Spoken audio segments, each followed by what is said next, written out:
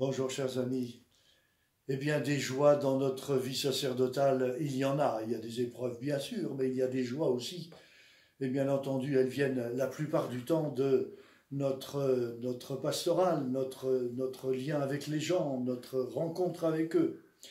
Je me souviens de ce jour qui n'est pas si lointain, où on me demande d'aller à l'hôpital confesser un vieux monsieur qui est en fauteuil et qui voudrait vraiment, vraiment, vraiment se confesser. J'y m'y rends, bien entendu, et je trouve un homme âgé déjà, dans un fauteuil normal, non pas un fauteuil roulant, mais un fauteuil normal, et je découvre qu'il est très sourd. Donc, pour le confesser, c'est pas très facile. Heureusement, il n'avait pas de cochambriste.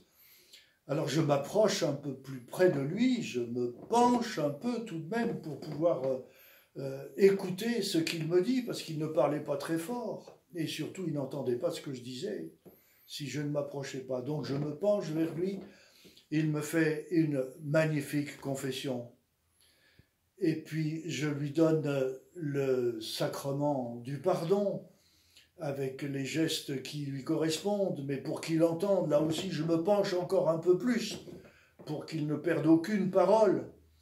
Et je termine bien sûr le sacrement en lui faisant un grand sourire. Et là, profitant du fait que je m'étais approché très près de lui, il m'ouvre ses bras, il m'attrape entre ses bras, il me plonge sur lui, je m'écroule sur lui, joue contre lui, et là il se met à sangloter de joie, si bien que ses larmes se coulaient sur mes joues autant qu'elles coulaient sur les siennes, et il ne me lâchait plus. Je ne pouvais plus me relever s'il ne me lâchait pas. Finalement, j'ai dû tout doucement retirer ses bras et continuer. Merci, merci, merci. Je lui ai écarté un peu les bras et je me suis relevé un peu difficilement en m'appuyant sur les bras de son fauteuil. Inutile de vous dire avec quelle joie je suis rentré chez moi et combien cette scène assez rare a illuminé le reste de ma journée.